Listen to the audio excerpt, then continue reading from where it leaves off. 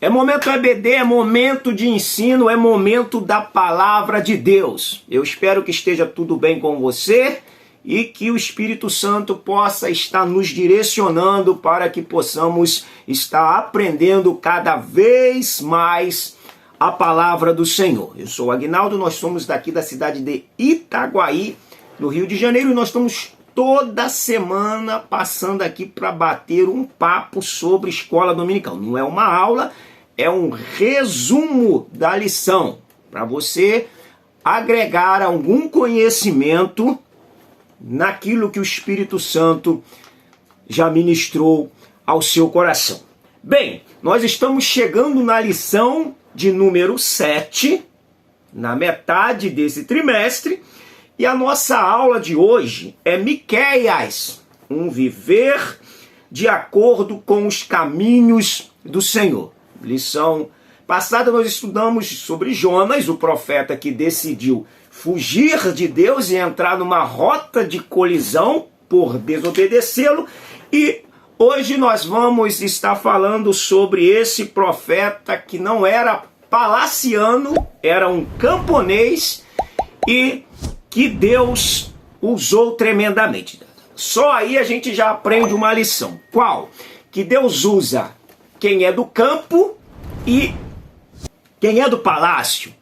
Deus usa os conhecidos e os anônimos. Essa é a multiforme sabedoria e graça de Deus. Bem, o nosso texto áureo, texto de ouro: eu, porém, esperarei no Senhor, esperarei no Deus da minha salvação, o meu Deus me ouvirá. Miqueias 7:7. Somos chamados a cumprir a missão de anunciar a palavra de Deus no poder do Espírito, com amor e fidelidade ao Senhor. Essa é a verdade aplicada ou verdade prática. Quais são os objetivos dessa lição? Mostrar o cenário da mensagem de Miqueias, destacar a ganância e a insensibilidade do povo e apresentar lições do livro de Miqueias para os dias atuais. Bom, o nosso texto de referência está em Miqueias capítulo 1, versos 1, 2, 3 e 5. Eu sugiro a você que você leia o texto em mais de uma versão para você pegar bem o conteúdo deste comentário. Tá ok? Se você não for inscrito, eu quero lhe pedir que se inscreva no canal. Entrou aí, deixa o seu joinha, deixa o seu comentário. Concorda, discorda, acrescenta. Não tem problema você discordar, dá o seu like, dá o seu dislike, sem problema nenhum. Nós estamos aqui aprendendo enquanto ensinamos. O profeta Miqueias, ele vai profetizar aí de 740 aproximadamente a 586, 87, o que compreende a segunda leva do povo de Judá. Nós vamos entender também que se ele profetiza de 740 a 786, nós vamos compreender que Israel, o reino do norte, é levado, estou anotando aqui na minha própria revista, em 722 a.C. O povo de Judá, o reino de Judá, em 605, a primeira leva, o que compreende esse conteúdo, esse momento profético de Miqueias. Tá bom? Se a gente lê, por exemplo, palavra do Senhor, que em visão veio a Miqueias, morastita, nos dias de Jotão, rei de Acais, de Jotão a Acais e Ezequias, reis de Judá, sobre Samaria e Jerusalém. Deixa eu ver a hora aqui. sobre Samaria e Jerusalém. Bom, então nós vamos entender também que ele foi contemporâneo de Isaías, que também profetiza nesse reinado aí de Jotão. Ezequias foi o último rei do reino do sul levado para o cativeiro. Só a gente analisar o texto em 2 Crônicas 36. E aí nós vamos seguindo aqui, diz assim, ó, reis de Judá sobre Samaria e Jerusalém. Quando a gente lê o verso 6 do capítulo 1, tá escrito, por isso farei de Samaria um montão. Samaria, o reino do norte. Logo, Miqueias tinha uma mensagem para Israel, o reino do norte. Um montão de pedras de campo. Ponto. O verso 9 do capítulo 1 diz, porque as suas feridas são incuráveis e o mal chegou até Judá. Judá já é o reino do sul. E estendeu-se até a porta do meu povo, até Jerusalém. Então está bem claro que Miqueias tinha uma profecia para o reino do norte, Israel, para o reino do sul, Judá. Tá bom? Compreendido isso, vamos para a nossa aula, para o nosso conteúdo, porque na aula nós já estamos no corpo da lição. Qual é a introdução? A profecia de Miqueias é uma denúncia contra o pecado e os falsos profetas, as injustiças sociais e a corrupção, mas também contém palavras que revelam a misericórdia de Deus. Eu acho importante você sublinhar esses pontos que seriam as tônicas da profecia. A profecia de Miqueias é uma denúncia contra o pecado. Vou anotar aqui. Falsos profetas, eles são antigos. 2.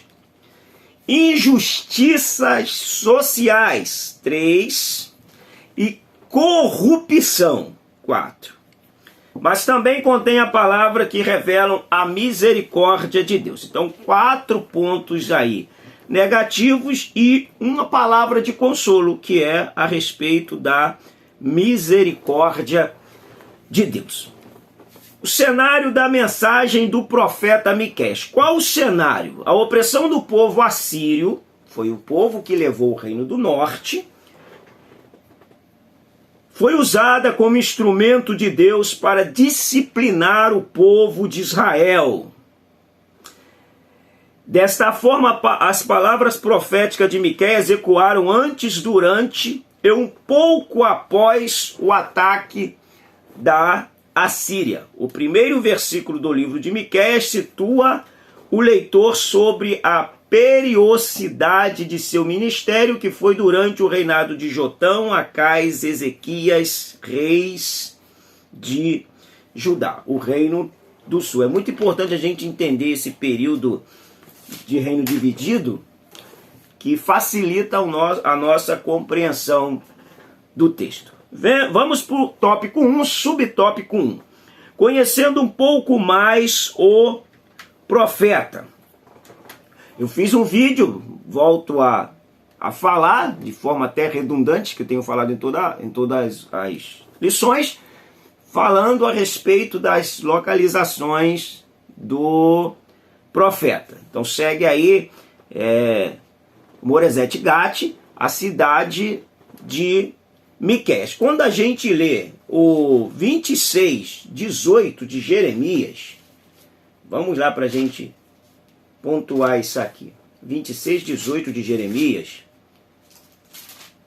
diz assim: Miqueia, o morastita, profetizou nos dias de Ezequias, rei de Judá, e falou ao povo de Judá, dizendo: assim disse o Senhor dos exércitos, Sião será lavrada como um campo, Jerusalém se tornará em montões de ruínas, e o monte do templo numa colina coberta de mato.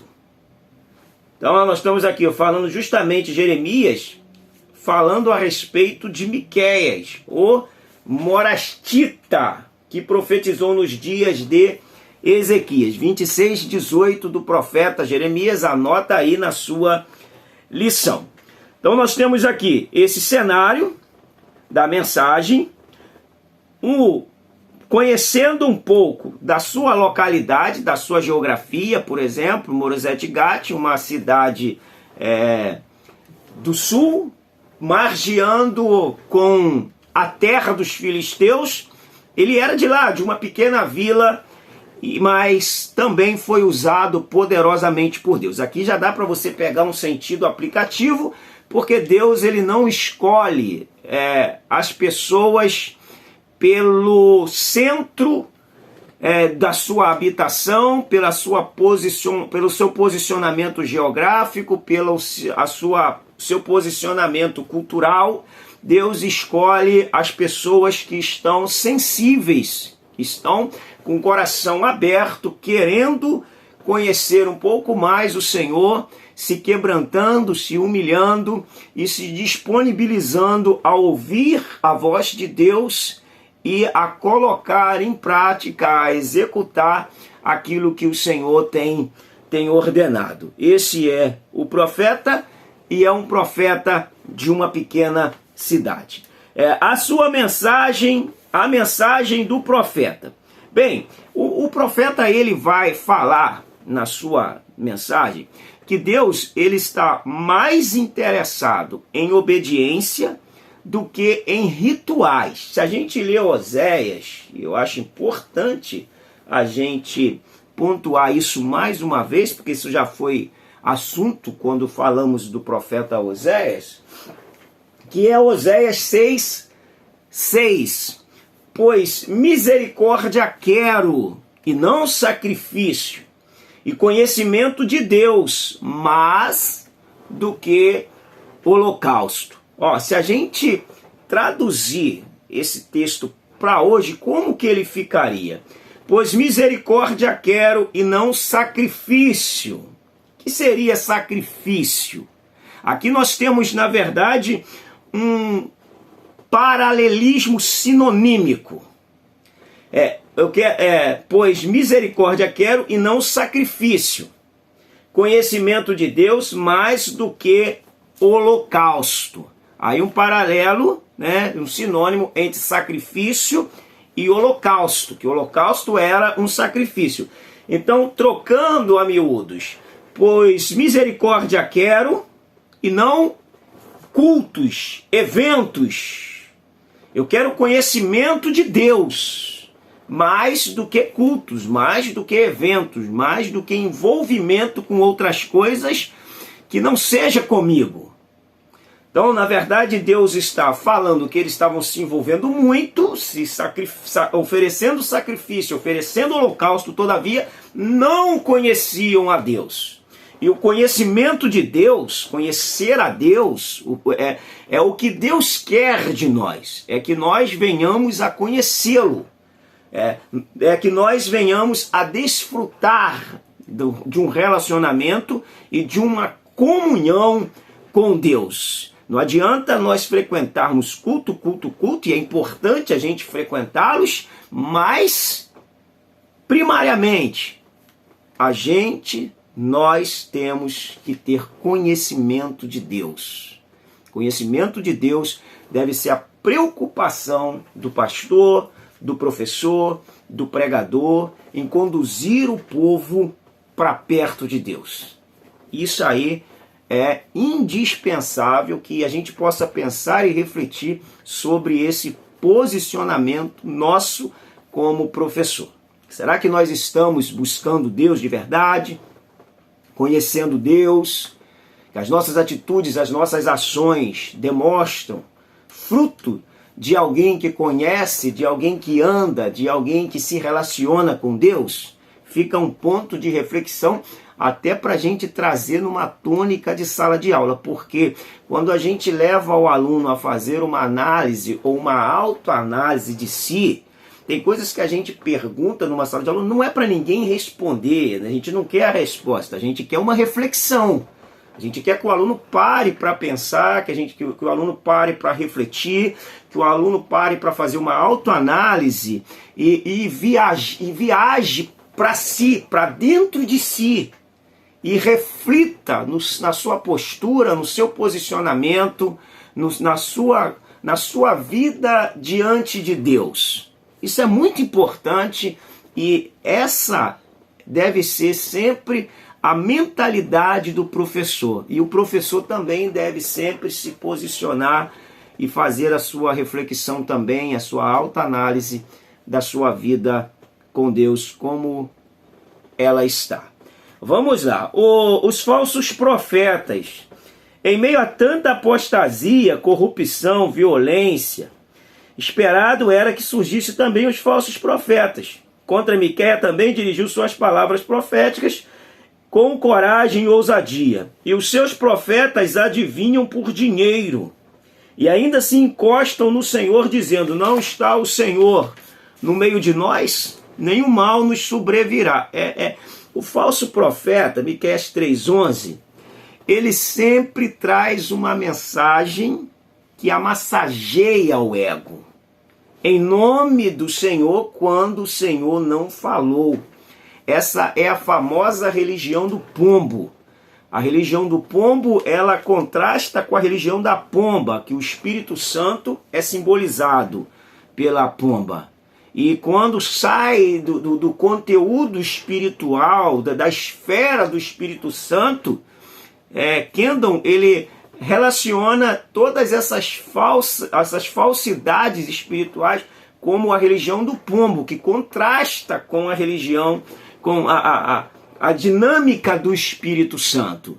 Então é bom a gente entender que os falsos profetas, eles sempre existiram, eles vão continuar existindo e falta nos posicionarmos, pedir ao Espírito Santo que nos dê discernimento para sabermos se é o Senhor, discernimento do Espírito, ou se é o falso profeta. Toda análise é importantíssimo. Os seus chefes dão a sentença por presentes, olha a negociata. E os seus sacerdotes ensinam por interesse. É Miqueias 3,11. Eu quero ler numa versão aqui para a gente compreender esse texto de uma maneira contextualizada.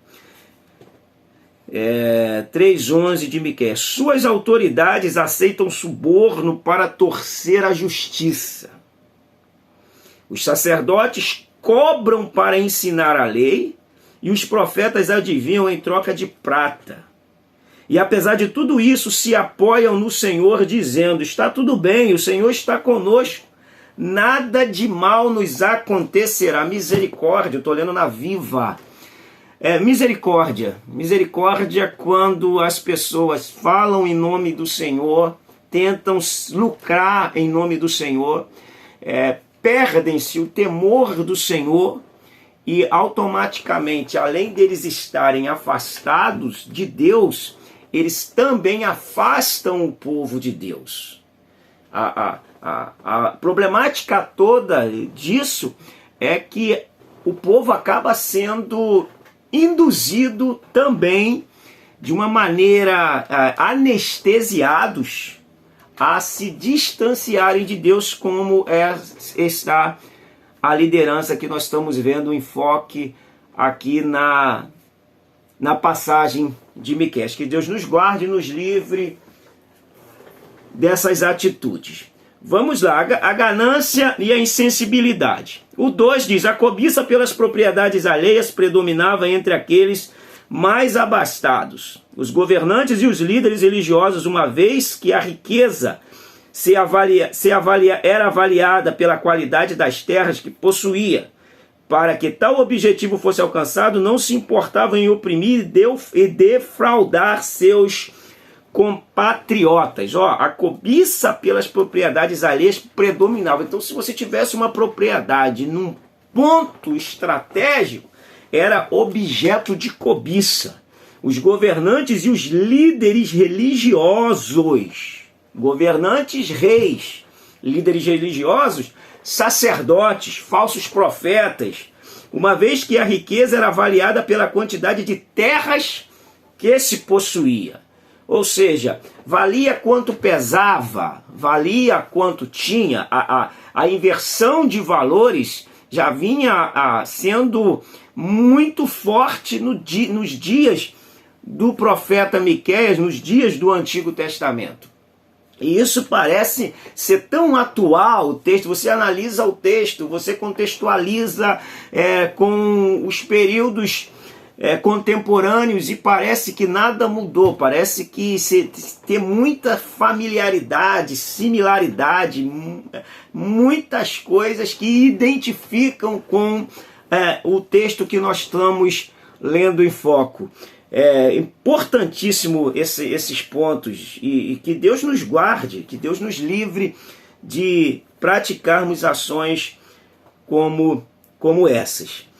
Porque o papel nosso é conduzir o povo a buscar ao Senhor e não fazer com que a ganância seja a prioridade daqueles que deveriam estar conduzindo o povo para Deus. Todo cuidado é pouco. A crise de integridade.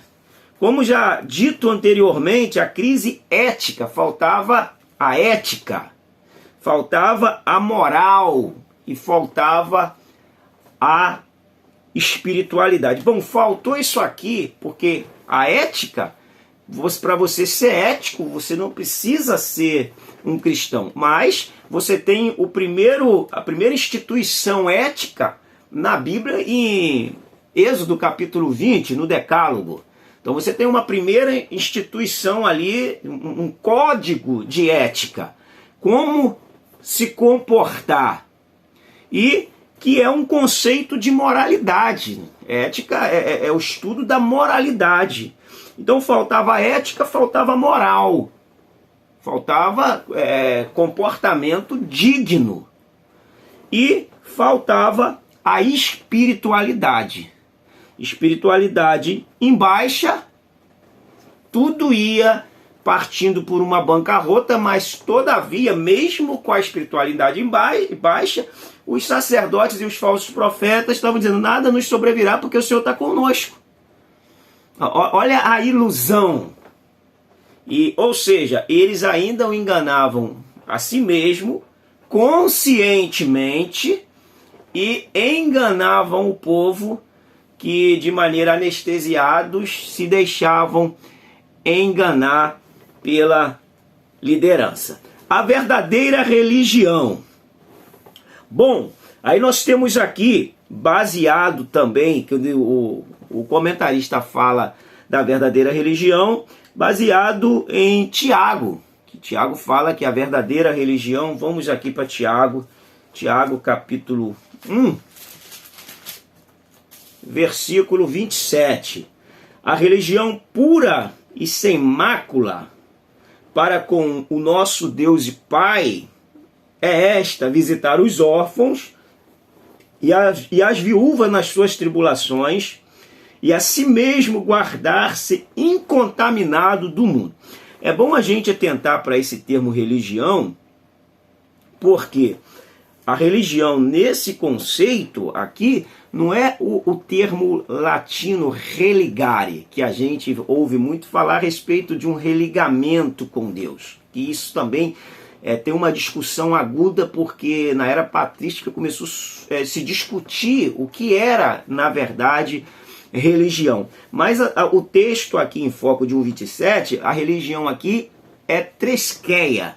Tresqueia não fala da religião no contexto de relacionamento com Deus, como o religare. A tresqueia fala da religião no seu contexto externo, daquilo que as pessoas veem, as suas ações, as suas atitudes, e pela sua forma de se comportar, elas percebem que há em você Deus, que Deus é na sua vida. Então ele vai falar a religião pura, ou seja, o serviço de alguém que está com Deus, sem mácula, para com o nosso Deus e Pai, é esta: visitar os órfãos, as viúvas nas suas tribulações, e assim mesmo guardar-se incontaminado do mundo. É aquilo que é externo, é aquilo que as pessoas podem ver você fazendo pelas suas ações, pelo seu testemunho, e emitir a ideia de que você é uma pessoa de Deus.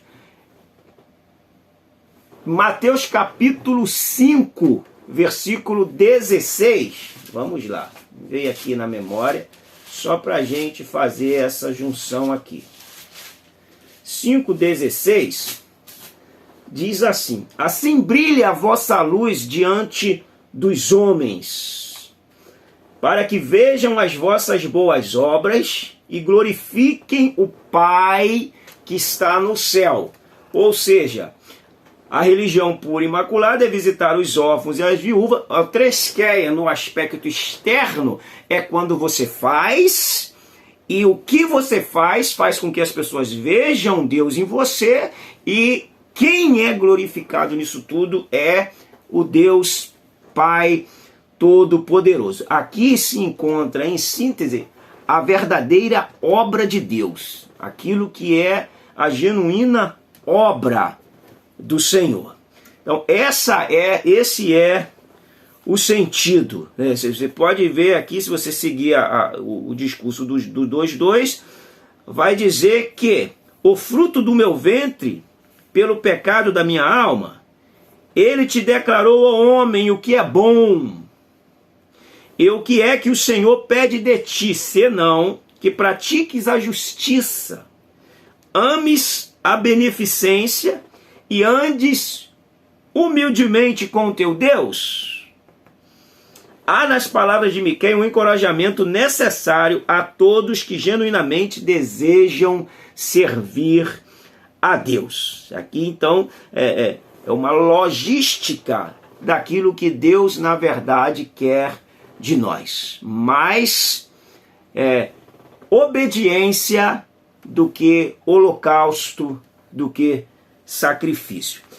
Juízo e esperança. O profeta advertiu que os assírios dominariam o povo de Israel, e isso seria tão devastador que quem observasse não entenderia como um povo escolhido por Deus estava naquela situação, ou diria que Deus retirou o seu favor deles. Deixa eu voltar aqui para Miqueias, para eu não me perder. Miqueias interpreta a invasão assíria como julgamento de Deus contra Jerusalém.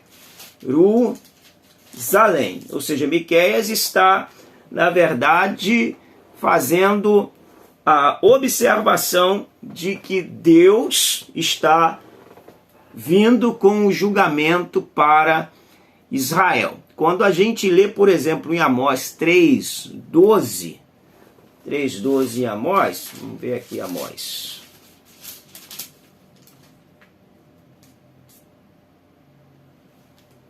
Cadê? 3:12 não. É o 4:12.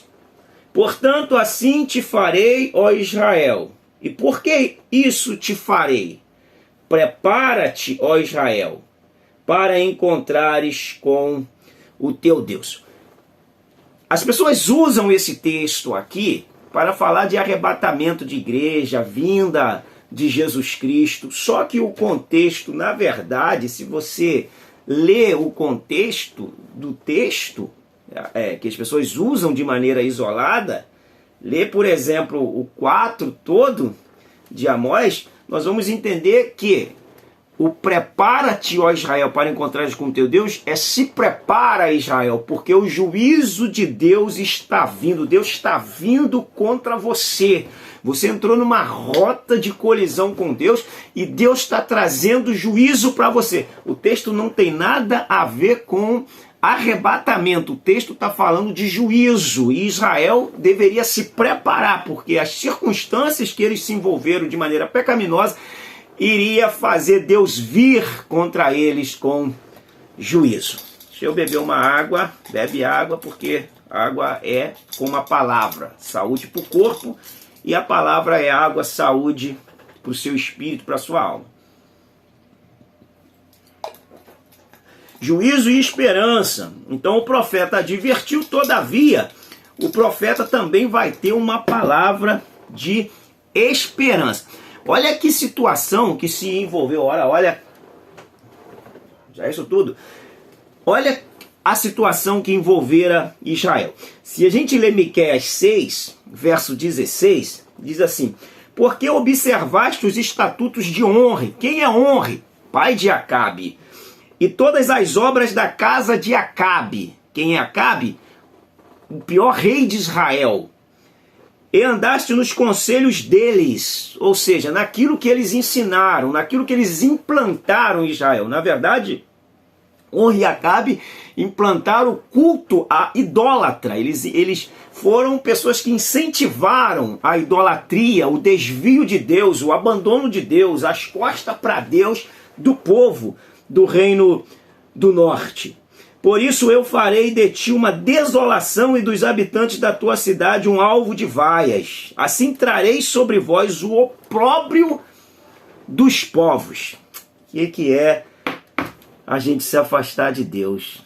Que Deus nos dê forças para que, mesmo sendo fracos, tendo poucas forças, nós não venhamos a nos desviarmos da sua palavra e muitas das vezes nos iludirmos que o mal não sobrevirá sobre nós, porque o Senhor está conosco.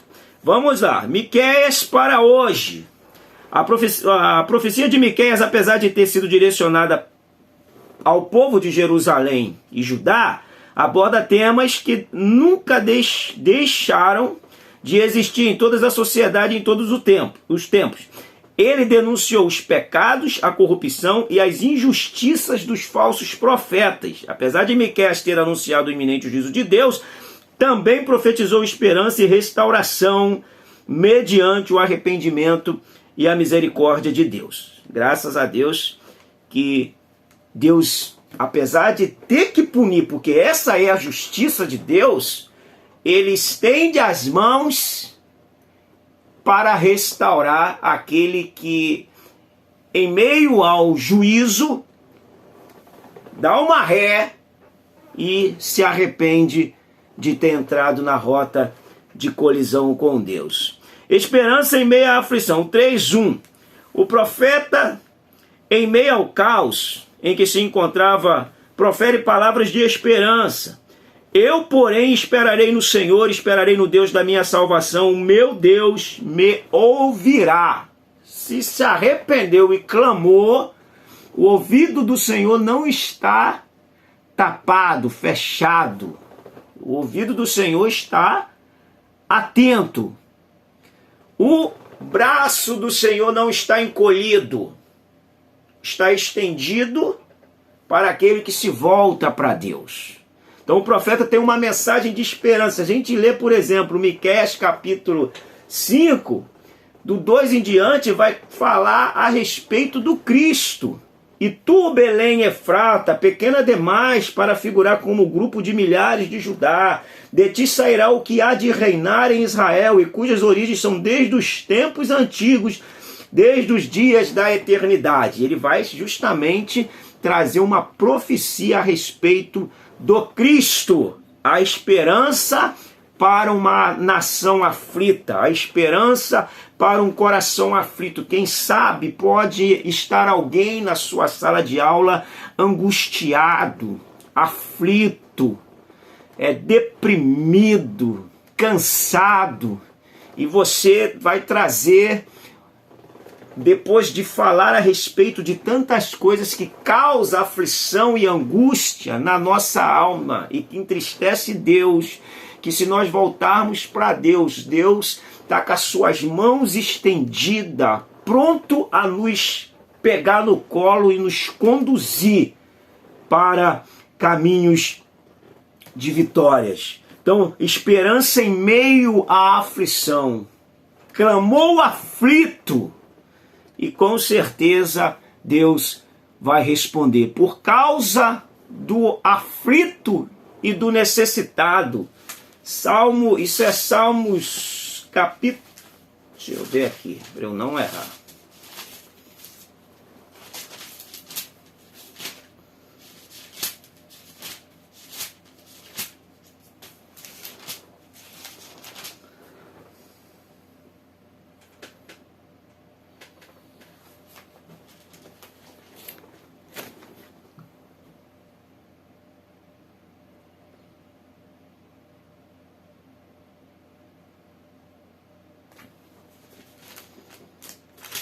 Cadê o Salmo? Cadê o Salmo?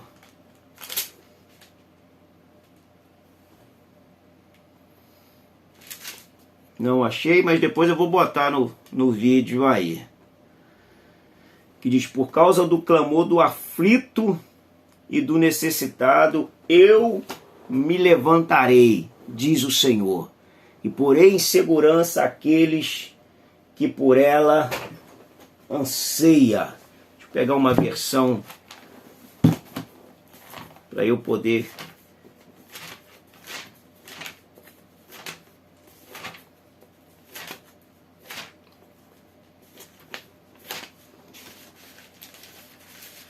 ver se nessa versão aqui... Sim.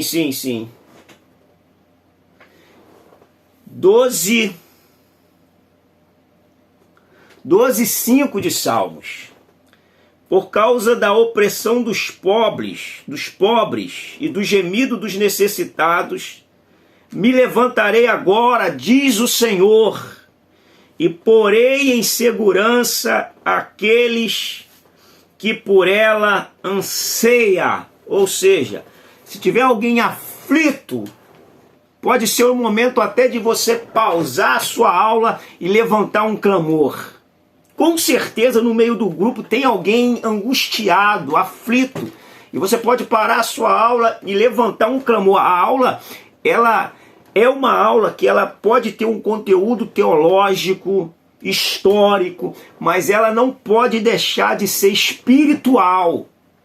Então, no meio da aula, Deus pode curar, Deus pode libertar, Deus pode salvar, Deus pode batizar com o Espírito Santo, Deus pode usar em profecia. A gente tem que deixar o fluir do Espírito Santo acontecer de maneira natural. E para isso a gente precisa estar com o coração aberto diante do Senhor. Vamos lá para a gente terminar, que a hora já foi embora. O apelo à fidelidade e à justiça. No entanto, eles exploram os pobres e se dedicam ao egoísmo, à busca das suas próprias vantagens. Rebelam-se contra as autoridades de Deus e rejeitam seus profetas. E aí Deus está fazendo um apelo, que eles sejam fiéis e que eles pratiquem a justiça. Então você que é pastor, professor, líder, seja fiel a Deus. Pratique a justiça que está estabelecida por Deus na sua palavra. A justiça de Deus que te justificou para que você viva em novidade de vida e não viva como outrora. Isso é importante a gente entender, e a esperança na misericórdia. Então Miqueias apontou os pecados de Israel, Judá, como sendo a idolatria, a exploração dos mais pobres, a falsa religiosidade, a aparência de santidade, todavia era falso. Que Deus nos livre de aparências.